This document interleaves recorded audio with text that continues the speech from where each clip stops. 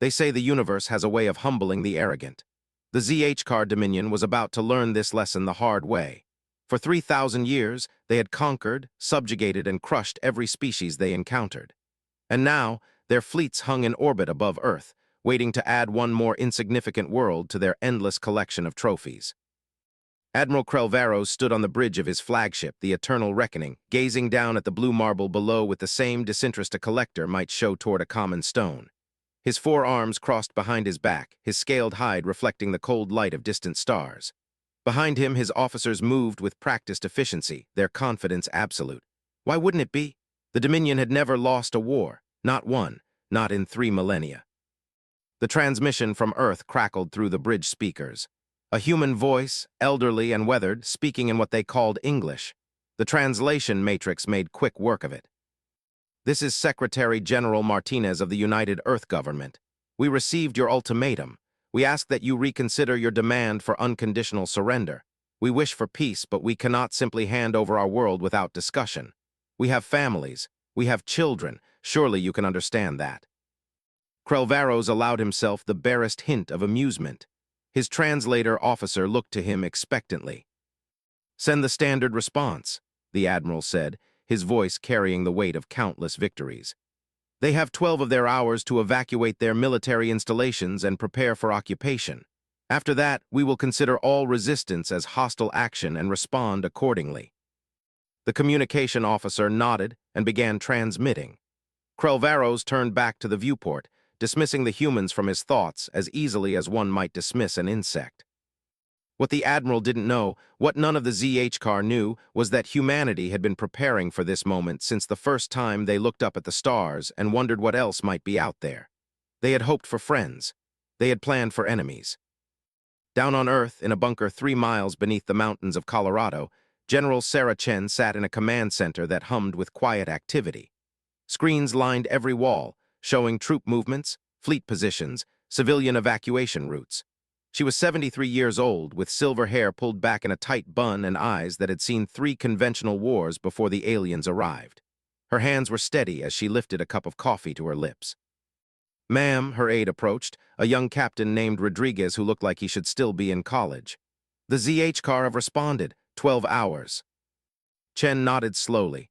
"Then we proceed with protocol revelation. Send word to all commands, and Captain, get me a line to the lunar base." "Yes, ma'am." The general stood and walked to the largest screen, which displayed the alien fleet in high orbit. 17 warships, each one larger than anything humanity had ever built.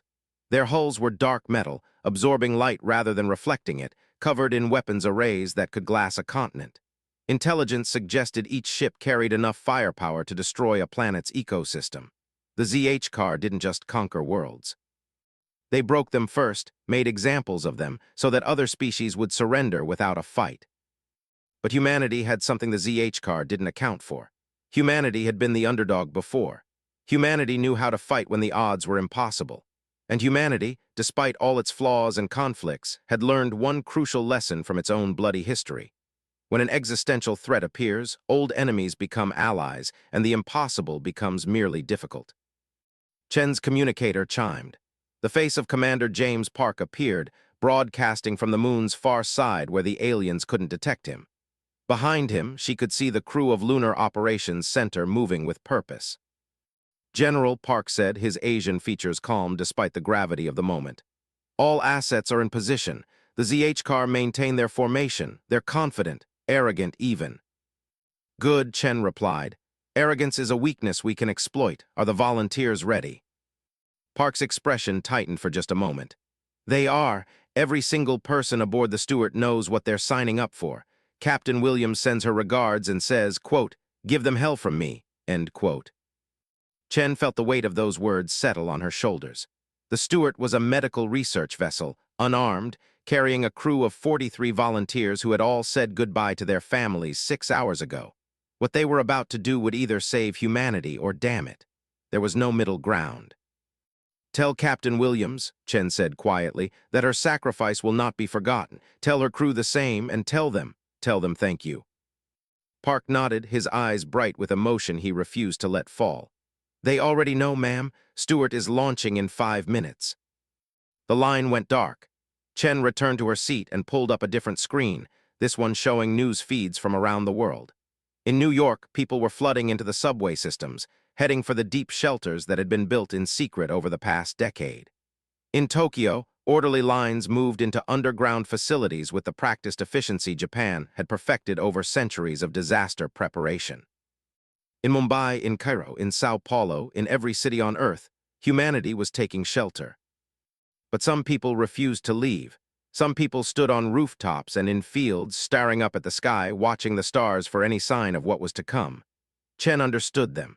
When the end seemed inevitable, some folks wanted to face it standing up. Her communicator chimed again. This time it was Secretary General Martinez himself, broadcasting from a bunker beneath Geneva. The man was 81 years old, a former teacher who had been elected to lead the world government precisely because he understood how to bring people together. His face was lined with age and worry, but his eyes were clear. "General Chen," he said, "I just authorized the final phase, God help us all." "He's never been much for helping, sir," Chen replied with a slight smile. "We'll have to help ourselves." Martinez almost laughed. "You know, Sarah, when I was a young man teaching history in Madrid, I used to tell my students that humanity's greatest strength was also its greatest weakness. We never know when to quit. We keep fighting even when logic says we should surrender. I used to think that was foolishness. And now, sir, now I think it's the only reason we've survived this long." He paused. "The Stuart launches in 3 minutes. May whatever gods exist have mercy on their souls." "Amen to that," Chen said softly. The minutes ticked by in silence. Chen watched the chronometer count down, watched the tiny blip representing the Stuart separate from lunar orbit and begin its journey toward the alien fleet.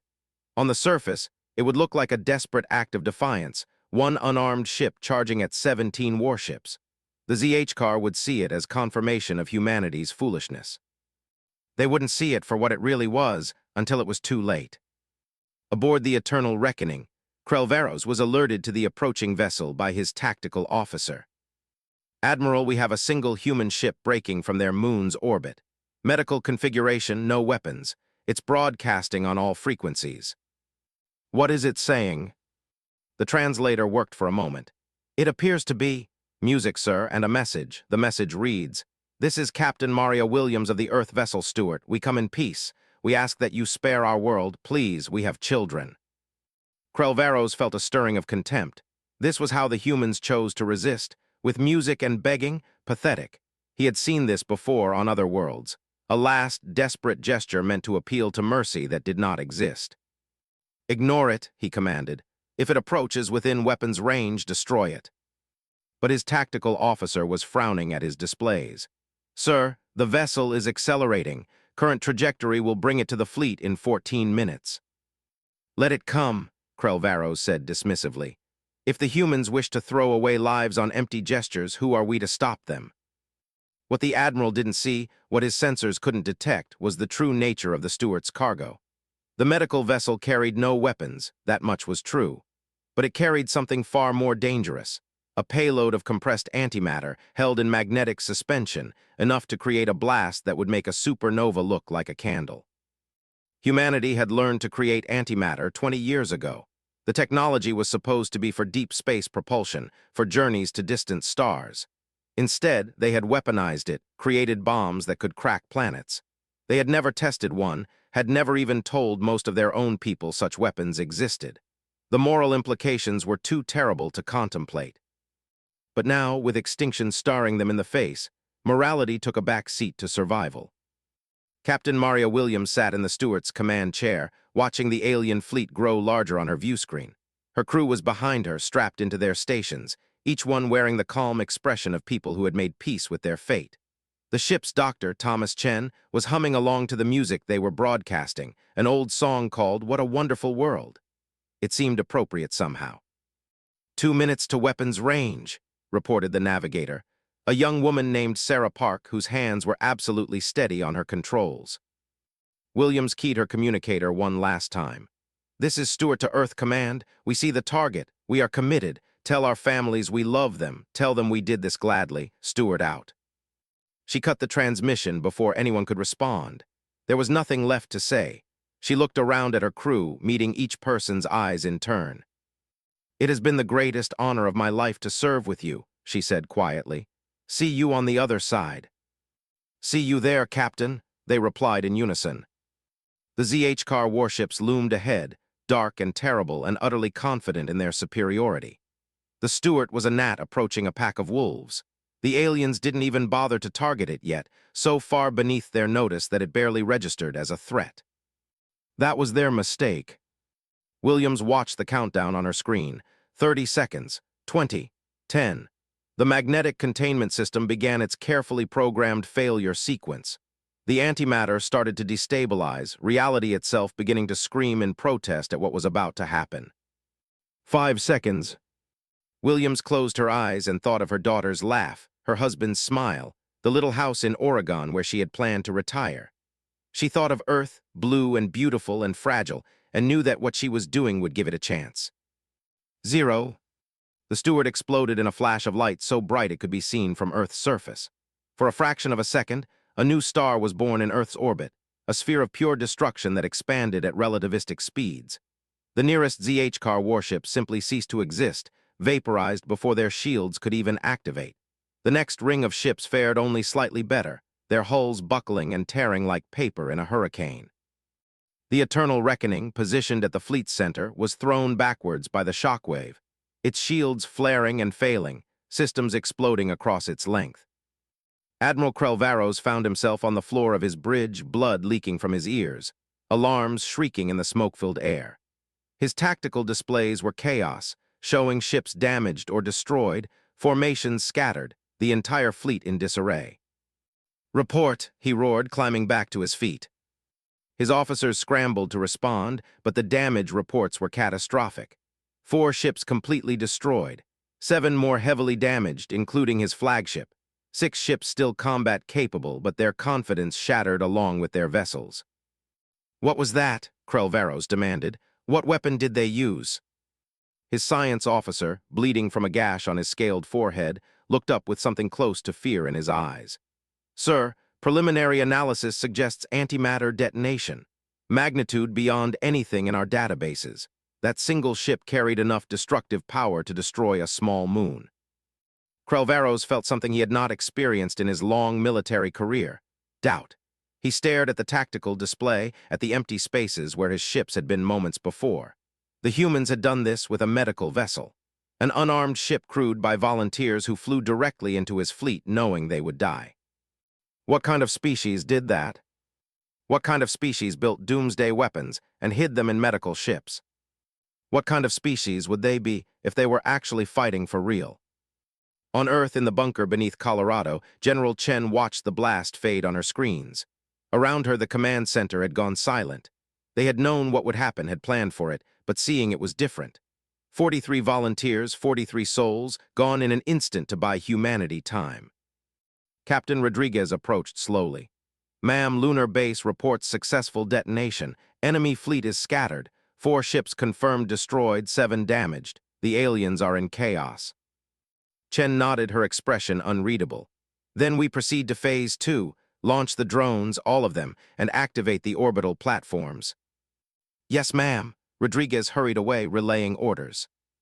Chen pulled up another screen, this one showing a timer. The ZH car had given humanity 12 hours to surrender. Instead, humanity had just reduced their fleet by a quarter in 12 minutes.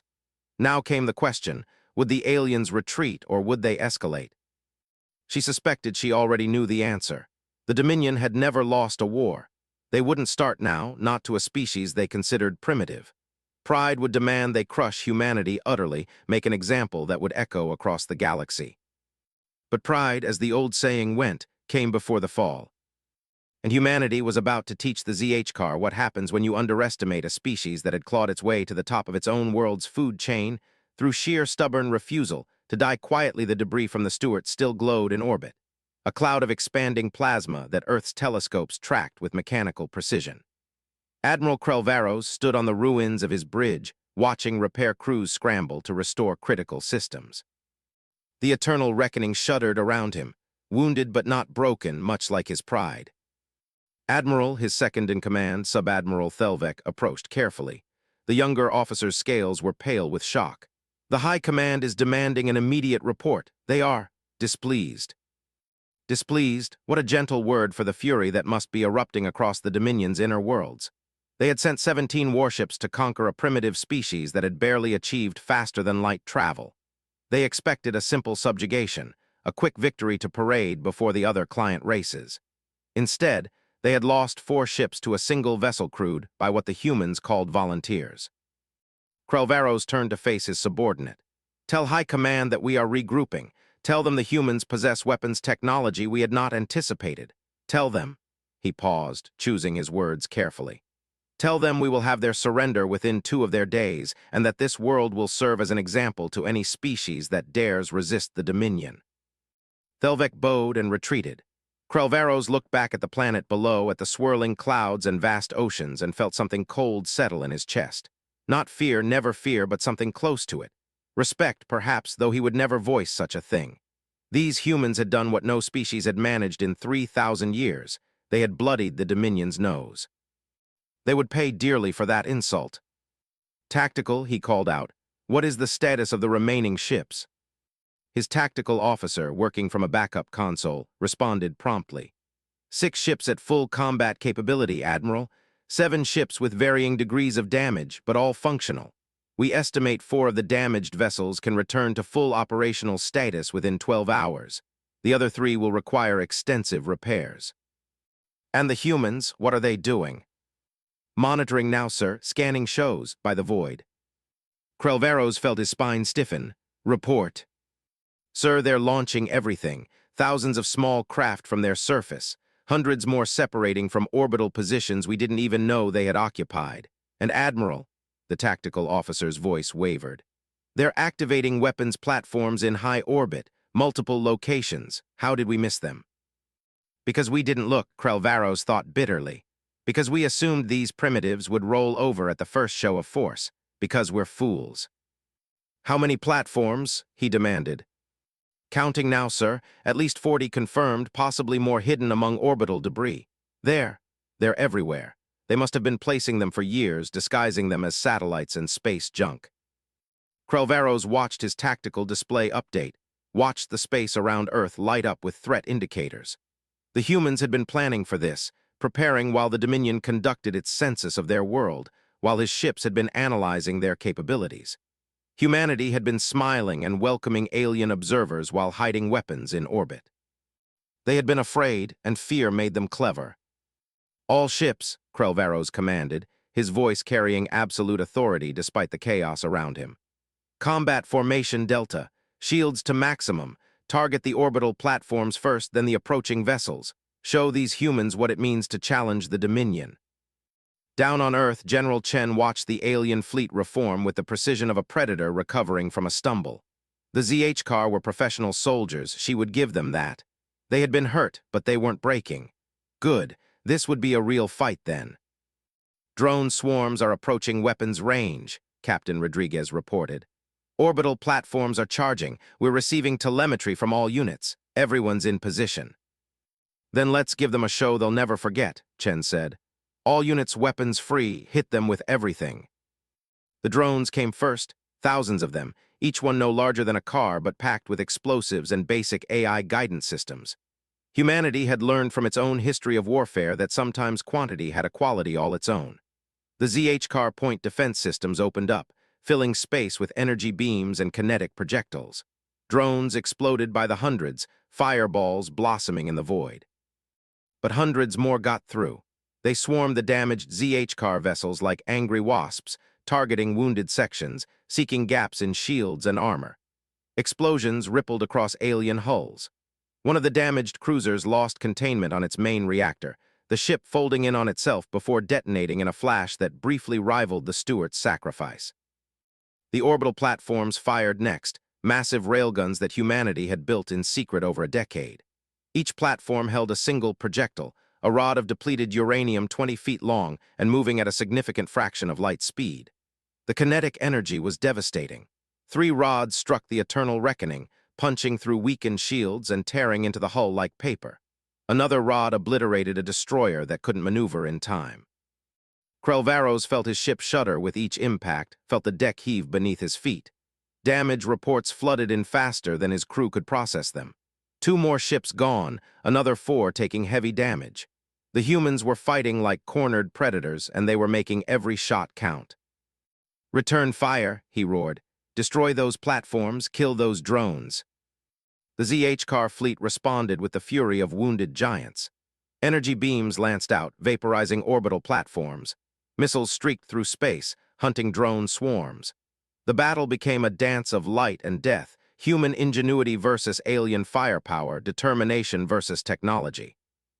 But the ZH car were winning.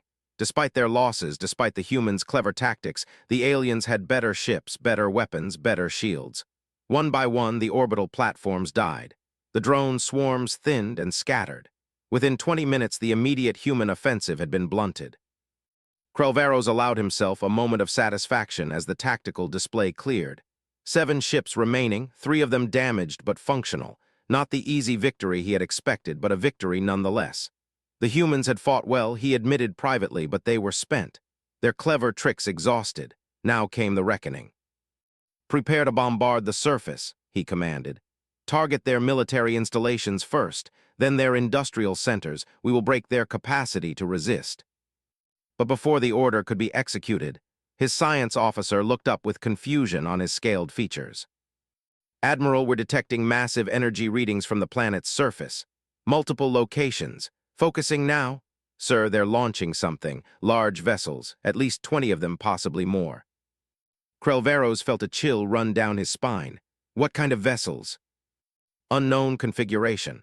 They're larger than anything we've seen them use, accelerating fast. Admiral, these aren't civilian craft. These are warships." The tactical display updated, showing the new contacts. Krelvaros stared in disbelief. The human vessels were crude compared to ZH car designs, built with armor instead of shields, bristling with visible weapons. But they were massive, each one a third the size of his own flagship, and they were moving to intercept his fleet with what looked like actual tactical coordination. On the lead human warship, the UES Defiant Admiral Marcus Stone stood on a bridge that still smelled of fresh paint and welding. The ship was barely finished, rushed through construction in the 10 years since humanity had first detected alien signals. Stone was 68 years old, a career naval officer who had fought in 3 wars before retiring. They had pulled him back for this, given him a ship that represented humanity's best hope at a real space navy. "All ships report ready for combat," his XO announced, Commander Lisa Washington, a woman who had served under Stone for 20 years and followed him out of retirement. "The ZH car are reforming to meet us." "Good," Stone replied, his voice carrying the calm of long experience. "They're angry. Angry commanders make mistakes. Helm, bring us into formation. All ships, tight formation, overlapping fields of fire. Let's show these bastards that humans know how to fight." The human warships moved into position with surprising grace for vessels so new. Each one was named after a virtue or a quality humanity prized. Defiant, resolute, valiant, undaunted. 20 ships against 7, but the 7 were more advanced, more powerful, crewed by soldiers who had conquered worlds. It should have been a massacre. Instead, it became a brawl. The fleets met at a range of 5,000 kilometers, close quarters by space combat standards. The ZH car opened fire first, energy beams designed to slice through shields and armor. The human ships took the hits on their thick, layered hulls, armor ablating and melting but holding. And then the humans returned fire with weapons that made the ZH car recoil in surprise. Humanity had studied every broadcast they could intercept, analyzed every scrap of data about alien technology. They couldn't match ZH car energy shields, so they didn't try. Instead, they had built weapons designed specifically to overwhelm them. Hypervelocity mass drivers firing dense projectiles, nuclear-tipped missiles with yields that dwarfed anything used in human conflicts, and particle beam weapons that humanity had barely understood when they started building them. The UES Resolute took a direct hit that cored through 2 decks and killed 40 crew members, but her return fire sent a tactical nuclear warhead into a ZH car destroyer's engine section. The alien ship went dark, tumbling out of formation. The UES Valiant lost her entire port weapons array to a concentrated barrage, but not before her masked drivers punched holes in a cruiser's hull that vented atmosphere and bodies into the void. Admiral Stone gripped his command chair as the Defiant shuddered under repeated impacts. The battle was chaos, ships maneuvering at speeds that would have been impossible in atmosphere, weapons fire creating a light show that would have been beautiful if it weren't so deadly. "Concentrate fire on that damaged cruiser," Stone ordered. "All forward batteries fire as one." The Defiant's weapons spoke, joined by 3 sister ships. The combined barrage overwhelmed the ZH-car cruiser's struggling shields. Explosions rippled across its hull as the ship broke apart, pieces spinning away into the dark. But the victory was costly. The UES Undaunted took a direct hit to her bridge, the command staff killed instantly. The ship continued to fight under auxiliary control, but she was listing wounded, bleeding atmosphere. The UES Courage had her engines destroyed and was tumbling out of control. On the Eternal Reckoning, Krelvaros watched another of his ships die and felt something he hadn't experienced in his long career: desperation. The humans were losing more ships, that was true, but they were taking ZH-car vessels with them. At this rate, his fleet would be destroyed even if they won the battle. These primitives were supposed to fold at the first sign of resistance. Instead, they fought like rabid beasts, trading blow for blow, sacrificing themselves to take down Dominion ships. It was wasteful, inefficient, and somehow terrifying in its single-minded determination. "All ships," he transmitted on the fleet channel. "Focus fire on the human flagship, kill their commander, break their coordination." Every operational ZH-car weapon turned toward the Defiant. Energy beams converged on Stone's ship from multiple angles. The human vessel's armor couldn't handle the concentrated assault. Hull plating vaporized, internal structure melted, entire sections of the ship simply ceased to exist.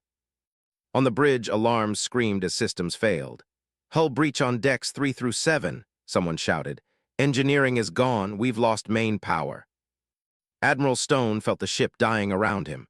Felt it in the way the deck tilted, in the flickering lights, in the screams of wounded crew echoing through damaged bulkheads.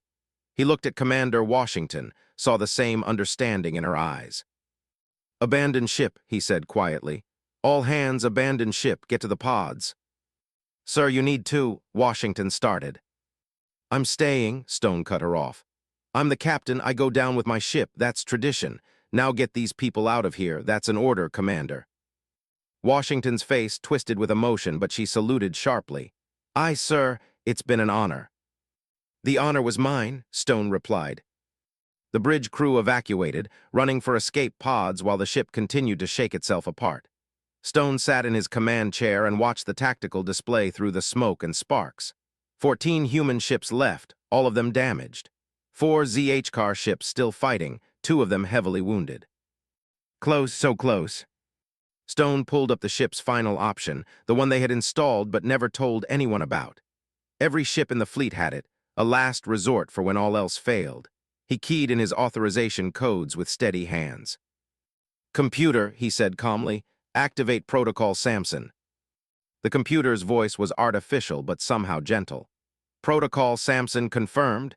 Engine overload sequence initiated. Detonation in 60 seconds." Stone nodded to himself. The Defiant's fusion reactors were going to overload, turning the ship into a bomb. Not as powerful as the Stuart's antimatter device, but enough to take anything nearby with her. And the nearest thing was a ZH-car battlecruiser that was still firing into the Defiant's corpse. He thought of his wife, dead 15 years now, thought of his children, safe in a bunker somewhere, probably watching this battle on delayed feeds. He hoped they would understand. He hoped they would be proud. 30 seconds, the computer announced. Through the shattered viewscreen, Stone could see the alien ship looming close, its weapons still blazing. Closer, just a little closer. 10 seconds. Stone closed his eyes and smiled. Humanity had come so far, from caves to cities, from cities to space, and now they fought among the stars against an enemy that had conquered hundreds of worlds. And they fought well. They fought bravely. They fought like humans. 5 seconds. The Defiant exploded in a ball of fusion fire, the blast catching the ZH-car battlecruiser at point-blank range. The alien ship's shields failed instantly, the hull cracking open like an egg. Secondary explosions rippled through the vessel as it died. 2 ZH-car ships left, 13 human ships, most of them barely functional. And still, humanity fought on. The battle raged on for 3 more hours, a grinding, brutal affair that left both fleets battered and bleeding. General Chen watched from her bunker as the space around Earth became a graveyard of ships and shattered dreams. The human fleet was down to 8 operational vessels. The ZH car had been reduced to their flagship and one heavily damaged escort. But Chen knew the truth that Admiral Krelvaros was only beginning to understand. Humanity had more tricks to play. The ships, the drones, the orbital platforms, they had all been the visible deterrent. What came next would show the aliens what humans did best. Adapt, survive, win at any cost. Captain Rodriguez, Chen said quietly, activate the ground-based particle cannons, target the remaining ZH car ships. Rodriguez paused. Ma'am, the power requirements alone will black out half the northern hemisphere. The environmental impact will be nothing compared to what happens if we lose, Chen finished. Give the order. Across Earth's northern hemisphere, massive facilities that had been disguised as power plants and research facilities activated. These were not orbital weapons that could be easily destroyed. These were ground installations, buried deep, with their focusing arrays hidden until the moment they were needed. Humanity had studied the old science fiction, had read stories about orbital bombardment and planetary invasion, and had learned. You don't just defend from space, you defend from the ground too. Aboard the Eternal Reckoning, Krelvaros was contemplating retreat when his sensors shrieked a warning. Massive energy buildups on the planet's surface, multiple locations, power levels that should have been impossible for a civilization at humanity's technological level. Evasive maneuvers, he shouted, but it was too late. 3 particle beams lanced up from Earth's surface, coherent streams of accelerated particles that carved through space at relativistic speeds. They were crude weapons by Dominion standards, inefficient and requiring obscene amounts of power, but they worked. The first beam grazed the Eternal Reckoning shields, overloading them in a cascade failure that left the ship vulnerable. The second beam missed entirely, dissipating into space. The third beam caught the escort cruiser dead center, punching through armor like it was paper, and causing the ship to detonate from catastrophic system failures. Krelvaros found himself thrown from his chair again, the bridge a chaos of smoke and screaming alarms. His ship was dying by inches, systems failing, crew casualties mounting by the second. Through the haze, he could see the tactical display showing one simple fact: he was alone. One ship, one damaged, limping flagship against an entire world that refused to surrender. For the first time in 3,000 years of Dominion history, a fleet commander was forced to make a choice no ZH car had ever faced. Continue the fight and certainly die, or retreat and live with the shame. Sir, Thelvik approached, his scales gray with stress. We must withdraw. We cannot win this engagement. Krelvaros wanted to argue, wanted to order one final assault that would at least let him die with honor. But as he looked around at his surviving crew, at the young officers and veterans who trusted him to lead them, he realized that throwing their lives away accomplished nothing. Set course for the outer system, he said, each word tasting like ash. Best speed, we retreat. The word felt like poison, but he said it. Retreat. The Eternal Reckoning turned away from Earth, its engines straining, limping toward the safety of deep space. Behind it, the human ships did not pursue. They couldn't. They were too damaged, too spent from the battle. But they had won. Humanity had faced a superior force and driven them away. The cost had been terrible, nearly 1,000 souls lost, dozens of ships destroyed, but they had won. In the Colorado bunker, General Chen allowed herself a moment of exhausted satisfaction. Rodriguez was cheering, the whole command center erupting in celebration. But Chen just sat quietly, thinking of Captain Williams and Admiral Stone and all the others who had given everything for this moment. Ma'am, Rodriguez said, his excitement dimming as he read her expression. We won. We actually won. We survived, Chen corrected gently. That's not quite the same thing. The ZH car will report back to their high command. They'll return with more ships, more weapons, and they won't underestimate us again. So what do we do? Chen stood up, feeling every one of her 73 years in her bones. We prepare, we rebuild, and we make damn sure that when they come back, we're ready for them. But first, she keyed her communicator to broadcast to every shelter, every bunker, every hiding place across the planet. This is General Chen to all commands and all civilian centers. The alien fleet has retreated. I repeat, the enemy has withdrawn from Earth orbit. You can come out now. You can go home. The words felt surreal even as she spoke them. Humanity had just fought its first interstellar war, and somehow, impossibly, they had won. But Chen knew this was just the beginning. 3 weeks later, in a command center on a Dominion world 3,000 light-years away, the High Council of the ZH-Car Dominion assembled to hear Admiral Krelvaros's report. The council chambers were vast, decorated with trophies from 1,000 conquered worlds. The councilors themselves were old, scaled, and absolutely furious. Krelvaros stood before them, his uniform stripped of rank insignia as protocol demanded when reporting a defeat. He had spent the journey back preparing himself for execution, for the shame and dishonor that would fall on his family line. But he would tell them the truth. "The humans are not like the other species," he began, his voice steady despite his fear. "They do not fight rationally. They do not calculate acceptable losses. When we threatened them with annihilation, they responded by flying a ship loaded with antimatter directly into our fleet. When we damaged their orbital defenses, they revealed hidden weapons we did not know existed. When we destroyed their primary battle fleet, their commander turned his ship into a bomb and took one of ours with him." "Excuses," snarled Council Chief Morvac, an ancient ZH-car whose scales were nearly white with age. "You had 17 ships, they had nothing." "They had everything," Krelvaros replied, meeting the old councilor's gaze. "They had desperation, they had ingenuity, and they had something we have forgotten in 3,000 years of easy victories. They had the willingness to sacrifice everything for survival. Every human we faced fought like they were the last defender of their species. They made every death costly. They turned every loss into a weapon. By the end, I was not fighting a primitive species. I was fighting a predator that had been backed into a corner." The council chamber fell silent.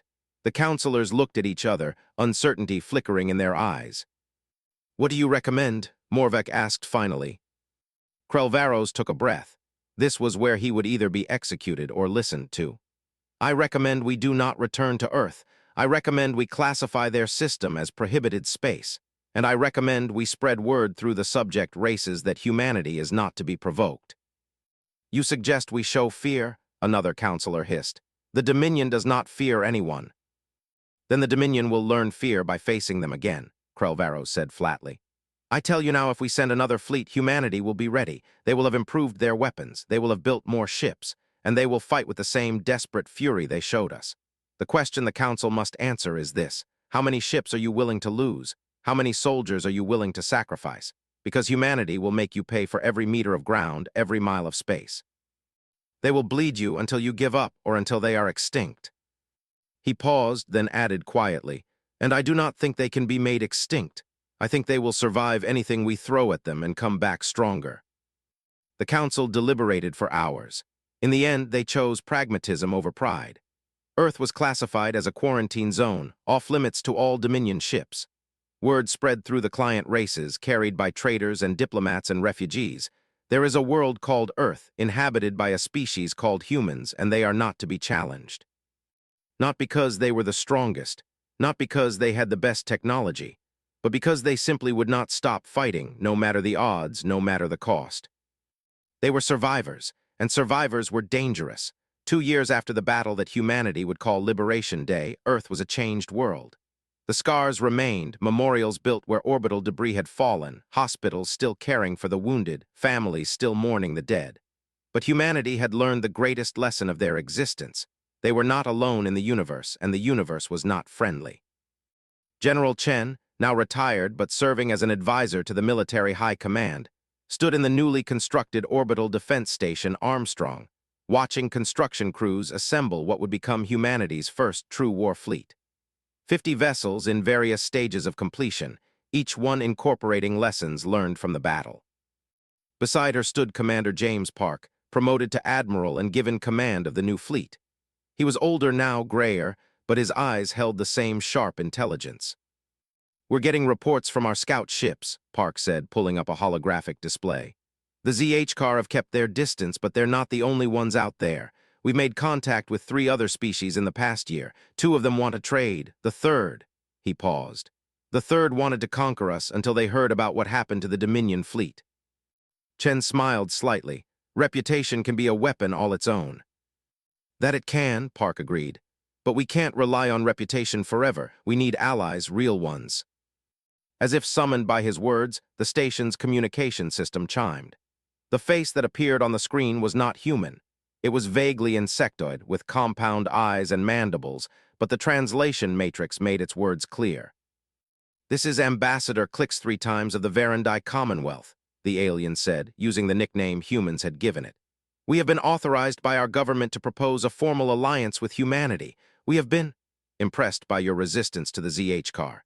We share a border with the Dominion, and we have fought them many times. Perhaps together we can stand where alone we would fall." Chen and Park exchanged glances. This was what they had hoped for. Humanity could not stand alone forever. They needed friends, needed allies who understood the threat the Dominion posed. "Ambassador," Chen said, "you honor us with your proposal. We would very much like to discuss an alliance." The alien's mandibles moved in what the translation matrix indicated was pleasure. "Excellent. Then let me tell you what the galaxy is saying about humanity. They call you the species that cannot be conquered.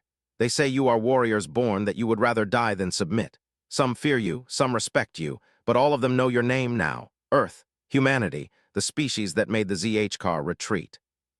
After the transmission ended, Park turned to Chen with a thoughtful expression. "We've become a legend," he said quietly. "A story told to scare aggressive species and inspire oppressed ones." "Good," Chen replied. "Let them tell stories about us. Let the Dominion remember what happened here, and let every species that looks at Earth know one simple truth: we will never surrender, not to them, not to anyone." She looked out at the growing fleet, at the construction drones and the work crews and the ships taking shape in the void. Humanity had been tested in fire and had emerged tempered like steel. They had faced extinction and chosen defiance. And now they would make sure it never happened again. Down on Earth, in a quiet cemetery in Colorado, a memorial stood for those who had fallen during Liberation Day. Captain Maria Williams's name was carved in stone, along with all 43 crew members of the Stuart. Nearby, a separate memorial honored Admiral Marcus Stone and the crew of the Defiant. Fresh flowers were placed there every day by strangers, by people who would never know the dead personally but who understood the debt they owed. Sarah Williams, the captain's daughter, visited the memorial on the 2nd anniversary of her mother's death.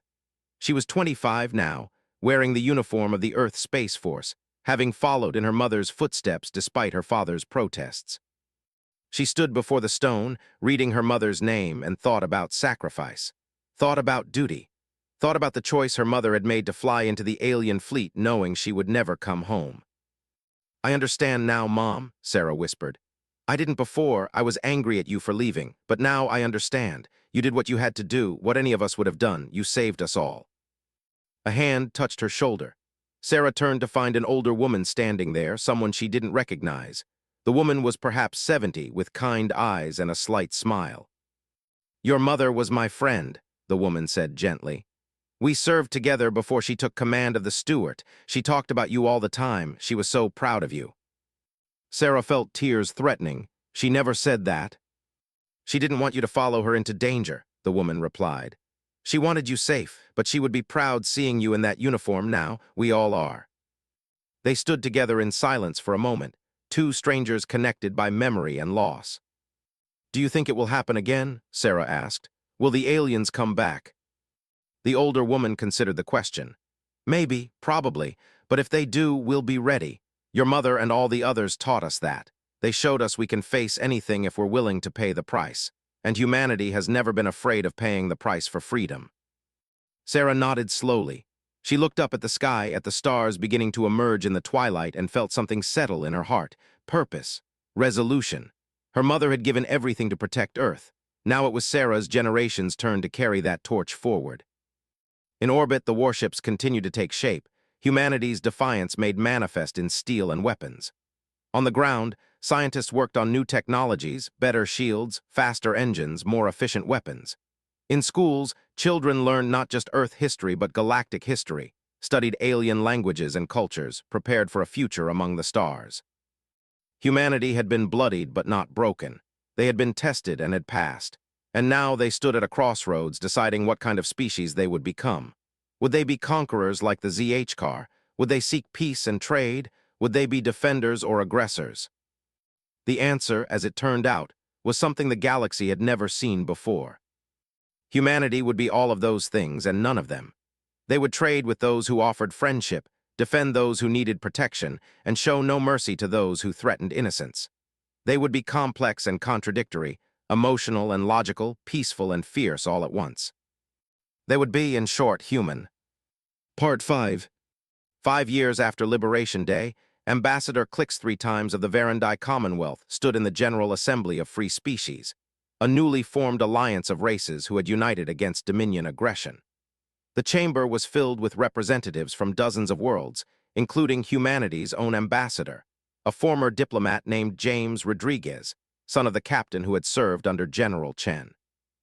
The debate had been raging for hours. The ZH-Car Dominion, weakened by decades of resistance from the allied species, had sent an envoy requesting peace negotiations.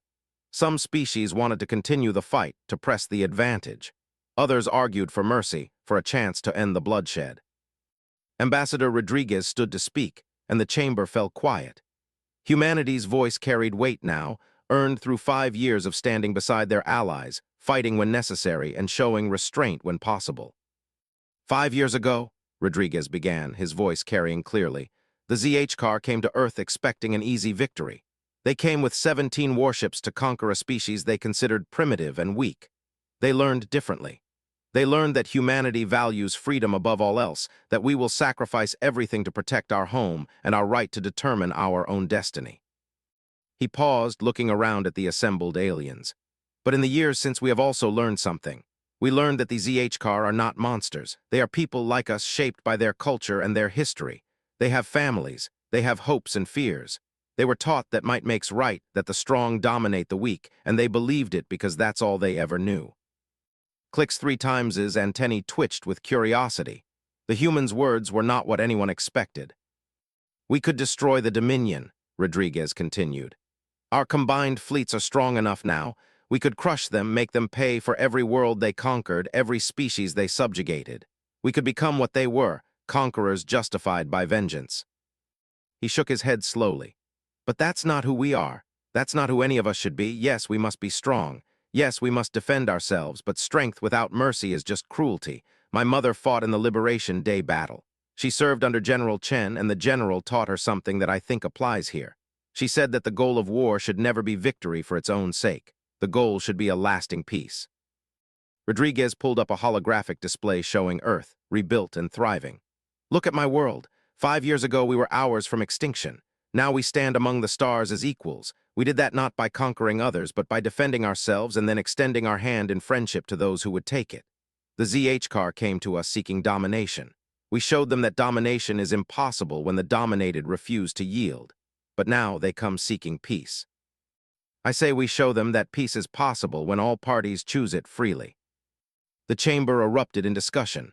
Clicks 3 times approached Rodriguez afterward, its compound eyes reflecting curiosity. You would make peace with those who tried to destroy you? The alien asked. We would make peace with those who have learned from their mistakes, Rodriguez replied. The ZH-Car we face now are not the same ones who came to Earth. They've lost hundreds of ships. They've seen their empire crumble. They've learned that fear and force have limits. If they're willing to change, willing to join the community of free species as equals, then yes, we're willing to forgive. That is very human, Clicks 3 times observed, to fight with such ferocity but then offer peace. Rodriguez smiled. Perhaps, or perhaps it's just common sense, we can't fight forever. Eventually, someone has to be brave enough to put down their weapon first. The treaty was signed 3 months later on a neutral station orbiting a star halfway between Earth and the Dominion's core worlds. Admiral Krelvaros, now serving as a special envoy for the ZH-Car government, met with Admiral Park and the other Allied commanders to negotiate terms.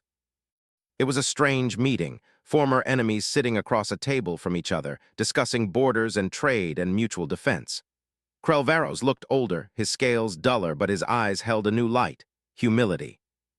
I have thought often of that day, he said to Park, speaking through translation. I thought I understood war. I had fought in 100 campaigns, conquered dozens of worlds, but I did not understand what you taught me. And what was that? Park asked.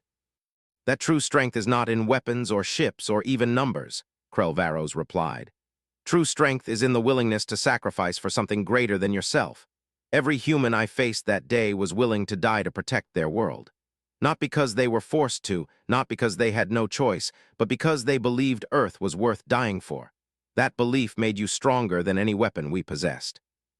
He paused, then added, I told my superiors that humans could not be conquered. I was right, but not for the reasons I thought. You cannot conquer a species that values freedom above survival. You can kill them, but you cannot make them submit. And in the end, what is the point of conquest if those you conquer would rather die than serve? Park nodded slowly. We weren't trying to teach a lesson, Admiral. We were just trying to survive. And in surviving, you taught the galaxy something it had forgotten, Krelvaros said. That the prey can become the hunter, that the weak can become the strong, that yesterday's victim can become tomorrow's defender. You humans. You remind us all of what we once were before we grew comfortable, before we grew arrogant. The treaty established borders, trade agreements, and mutual defense pacts. The ZH-Car Dominion became the ZH-Car Commonwealth, restructuring their government to give representation to their client species. It wasn't perfect, and there would be struggles ahead, but it was a beginning. On Earth, General Sarah Chen, daughter of the legendary General Chen who had commanded during Liberation Day, watched the treaty signing from her office in the Military Command Center. She was 43 now, having risen through the ranks on merit and skill rather than her mother's legacy. The old general had passed away 2 years ago, having lived to see humanity take its place among the stars. Sarah's aide, a young officer named Thomas Park, grandson of Admiral Park, brought her the latest reports. Ma'am, the treaty is official. The war is over. Sarah nodded, feeling the weight of those words. The war is over. After 5 years of sporadic fighting, of constant vigilance, of never knowing when the next attack might come, they had peace. Real peace, not just a pause in hostilities. My grandmother used to say that every generation faces a test, Sarah said quietly. Something that defines who they are, what they believe in, what they're willing to fight for. Our parents' generation faced the ZH-Car invasion. They passed their test. Now it's our turn. What's our test? Thomas asked. Maintaining the peace, Sarah replied. Building something that lasts. Making sure that all those who died defending Earth didn't die for nothing. That's harder than fighting in some ways. Fighting is simple. Peace requires wisdom, patience, and the ability to forgive without forgetting. She looked at the star map on her wall, showing Earth's location and the surrounding territories now allied with humanity. So much had changed in just 10 years. They had gone from believing they were alone in the universe to being key members of an interstellar alliance. They had faced extinction and emerged stronger. They had proven that humanity had a place among the stars not as conquerors or victims, but as equals. Outside her office, life continued. Construction crews worked on the latest generation of defensive platforms. Scientists collaborated with alien researchers on new technologies. Children born after Liberation Day attended schools where they learned alongside young aliens, growing up in a world where meeting someone from another planet was as normal as meeting someone from another country once was. In the memorial cemetery where Captain Williams and Admiral Stone were buried, an elderly man knelt before a different stone, one that read, General Sarah Chen, Defender of Earth. He placed flowers on the grave, his movements slow with age. We did it, Sarah, Ambassador Rodriguez whispered, speaking to his old friend. We survived. We thrived. We made sure that what those people died for actually mattered. I hope you can see it from wherever you are. I hope you know that we remembered. We remembered the lesson you taught us, that the price of freedom is constant vigilance, but the price of peace is constant effort, and both are worth paying. He stood slowly, his joints protesting, and looked up at the sky where the new orbital stations were visible even in daylight. Humanity had come so far. From a species confined to one world, they had become explorers, traders, warriors, diplomats, teachers, and students all at once. And they had done it by being themselves. Flawed, emotional, stubborn, creative, compassionate, fierce, and absolutely unwilling to give up when things got hard. That was humanity's true power. Not their weapons or their tactics or their technology, but their refusal to accept limits, their insistence that they could be better than their worst impulses, their belief that tomorrow could be brighter than today if they were willing to work for it. The galaxy had seen conquerors rise and fall. It had seen peaceful civilizations crushed and warlike species burn themselves out.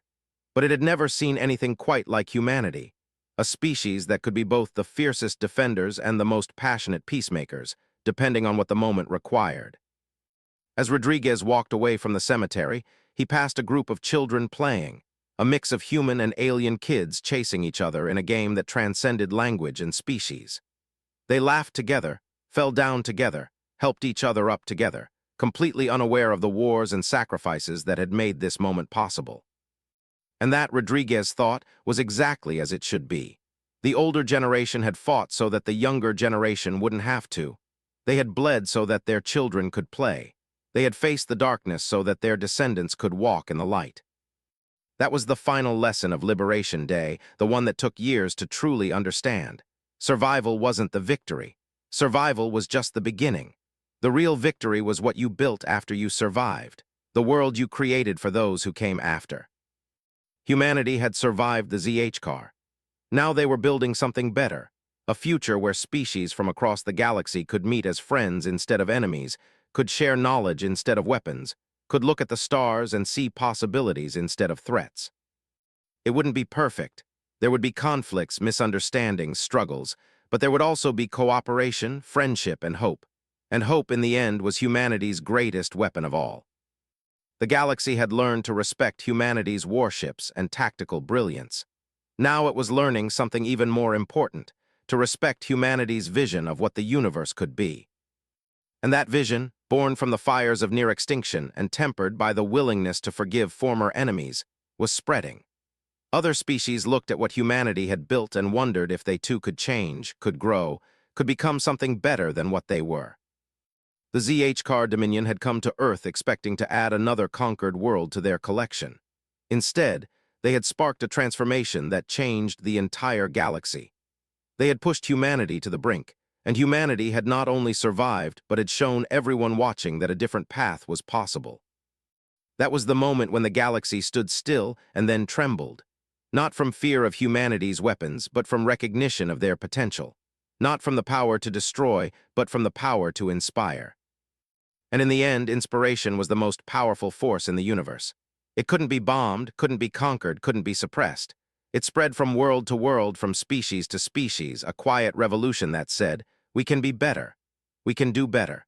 We can build something worth defending, something worth dying for, something worth living for. That was humanity's true gift to the galaxy.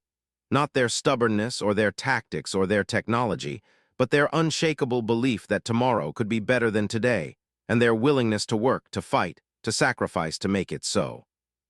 The galaxy had stood still in shock when a medical ship flew into a Dominion fleet with an antimatter bomb. It had trembled when Admiral Stone turned his dying vessel into a weapon. But the real earthquake came in the years after, when humanity extended their hand in friendship to the very species that had tried to destroy them. That was when the universe truly understood what it meant to be human. To fight when necessary, to forgive when possible, to never surrender but also to never stop hopping for peace, to be fierce and gentle, strong and compassionate, warriors and healers all at once. That was humanity, that was their power, and the galaxy would never be the same. Retry Claude can make mistakes. Please double-check responses.